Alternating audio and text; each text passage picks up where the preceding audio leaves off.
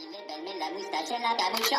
Siento patanilo, mira tacatiki puletica. Siento patanilo, mira tacatiki puletica. Siento patanilo, mira tacatiki puletica. Siento patanilo, mira tacatiki tacatiki. Siento patanilo, mira tacatiki puletica. Siento patanilo, mira tacatiki puletica. Siento patanilo, mira tacatiki puletica. Sani levarme la moustache en la capucha. What's going on? This is your man John Fortune, your host of the Frustrated Fan Sports Show, and today I'm going to talk about two topics that have been like the rave today. For some reason, everybody's just one topic actually is the rave. The other topic is something I need to bring up because I think that everybody needs to calm down about this. But the very first topic that is the rave around the city at this point is the Deshawn Watson trade and what we're willing to give up and everything like that. I had to give my point in on this because I felt that people are not understanding what it would take to get a guy like Deshawn Watson. Now, understand this. I'm not one who's saying don't get Deshawn Watson because I love Deshawn Watson. And not only that, when you think about quarterbacks that need development versus quarterbacks that are already developed, this coaching staff is not the best coaching staff when it comes to developing quarterbacks. And we're currently seeing that. We're seeing that. We saw that with several. I mean, when you think about Washington as a whole, we've had one coaching staff that has been able to develop a quarterback that is still currently playing in the league now, and that's Mike Shanahan's group. And not only that, 3 of his assistants are now head coaches in their own places. So there is a problem when it comes to developing a new guy, which is the whole Tua coming to DC and things like that. I wouldn't want Tua to come to DC because, again, we don't have the coaching staff to develop a young quarterback. Deshaun Watson does make sense here, but I have to preface this with this. What does it really take to get Deshaun Watson to DC?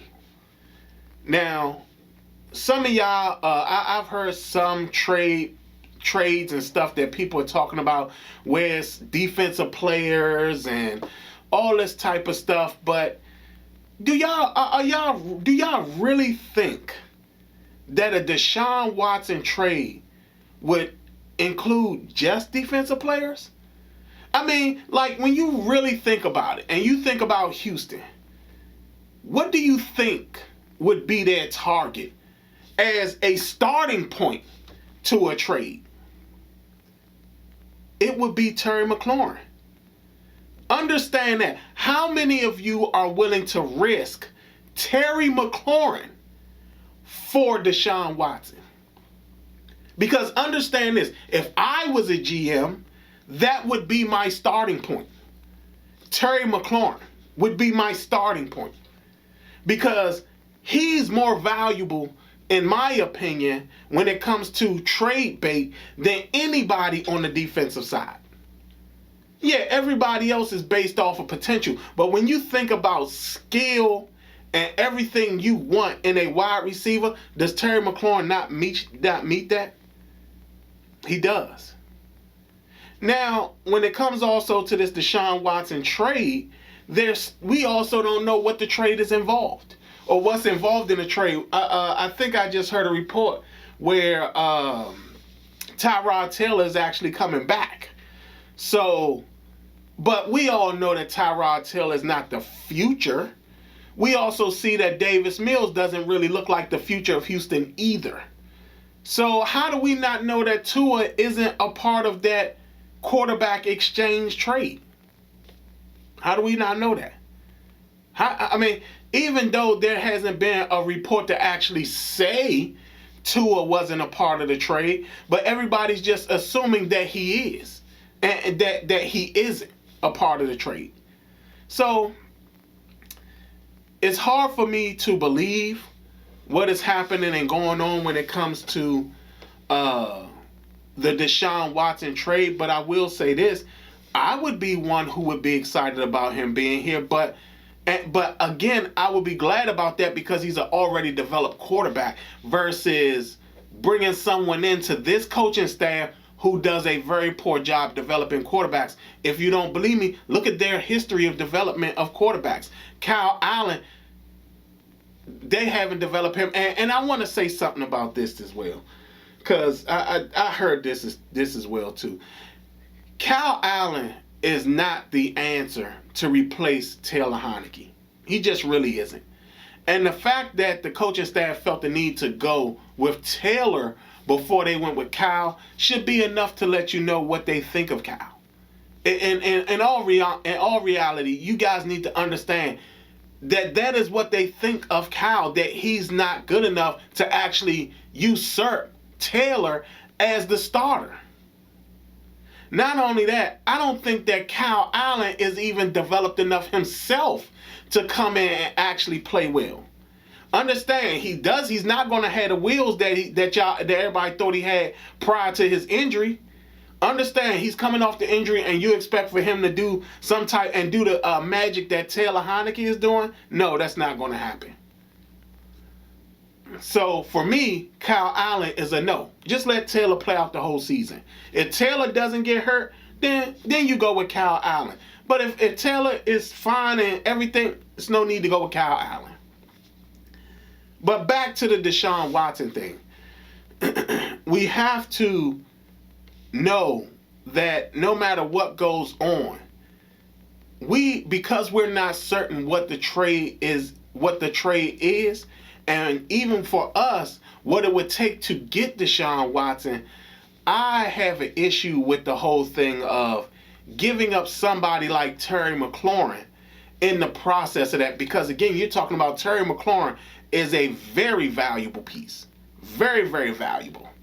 And even with these allegations and stuff that's going on with Deshaun Watson, I actually did a video about the allegations and the things about it, and I'm going to put a link in the description below so you guys can look at that video. But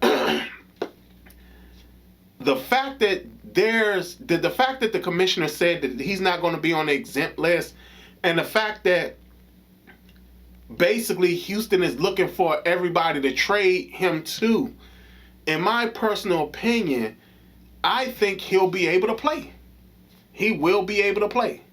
But again, like I said, my big issue is, what do you have to give up to get a Deshaun Watson? And for me, if that thing you have to give up is Terry McLaurin, then I would have to nix the trade or void the trade, because Terry McLaurin is not the guy you want to give up, especially when you think about who all the other wide receivers on this team is. You can't give up Terry McLaurin. But again, like I said, if I'm the general manager of Houston, the conversation starts with Terry McLaurin.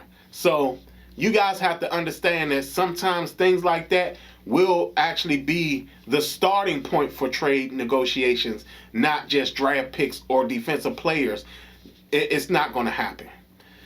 My next thing that I'm going to talk about is I need y'all to chill on Chase Young. I understand that Chase Young is having a not so good season right now. But y'all have to understand something. He's in his second year, which is not an excuse, but he's in his second year. And I want to bring that up because I want everybody to understand what happened years ago in this very franchise to another guy who was similar to Chase Young. I remember the guy, when everybody was talking about him, he was going to revolutionize the position. He was a freak of nature. He had agility and speed and was big and was strong and all these things. Everything you could even imagine. And everybody was down on him in his very first year. I remember the whole thing as it went down. Everybody was down on LeVar Arrington after only his rookie season. Now, the crazy thing about that is that the second year he got into the Pro Bowl. But a lot of what's going on with Chase was the same thing that was going on with LeVar. The coaching wasn't always there when it came to him. Now, I will say this.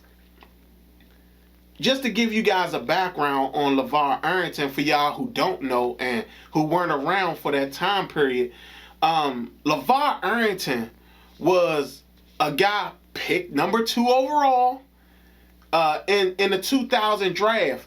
And the guy was a phenomenal player. I mean, this guy, when it came to actually vetting this guy and looking at his college tape and all that, the big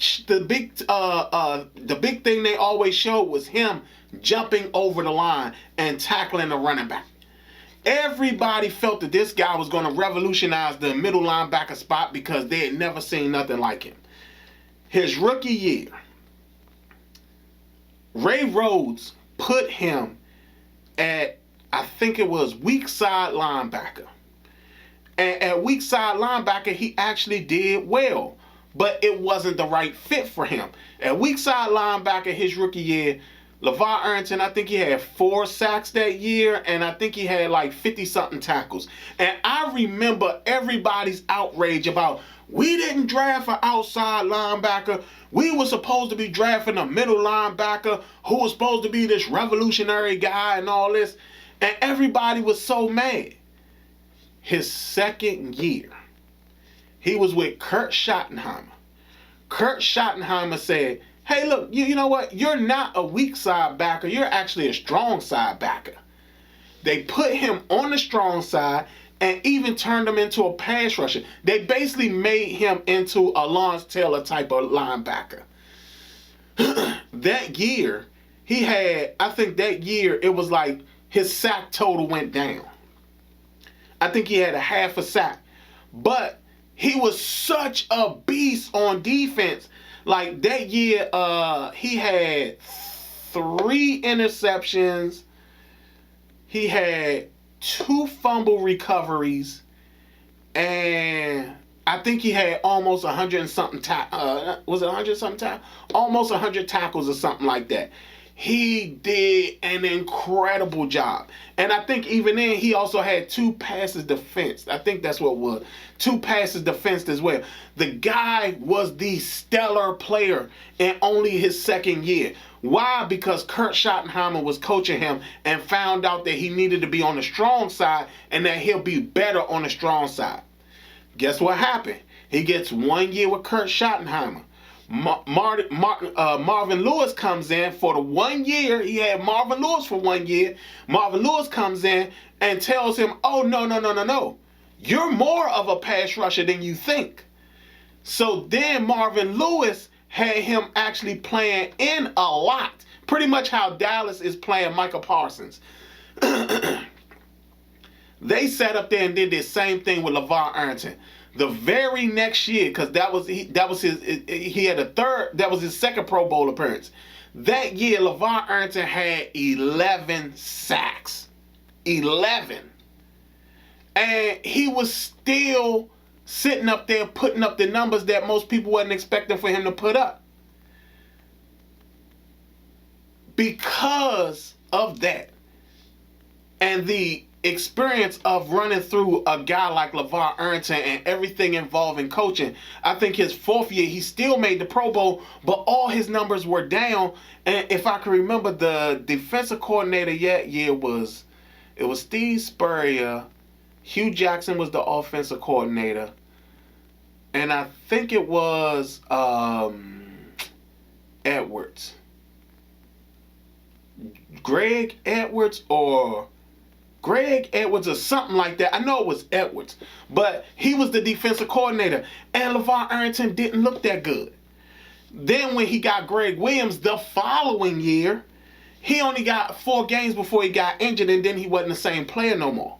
But what I'm ultimately saying is that y'all need to chill on Chase Young, because clearly what's happening is that his coaches are not putting him in the right situations. Because again, just like in the case of LeVar Arrington, sometimes it takes the coaching that makes the difference. And when you're not getting good coaching, sometimes it is the failure of the coaches and not the player. So I'm telling everybody now, chill on Chase Young. Give him year 3 because year 2 is not working out. Hopefully, Ron finds a way to sit up there and change the Jack Del Rio situation because, again, I just feel that when it comes down to it, the reason we're not seeing what we should be seeing out of this group is because it's not the players, it's the coaching. This has been your man, John Fortune, and this has been the Frustrated Fan Sports Show.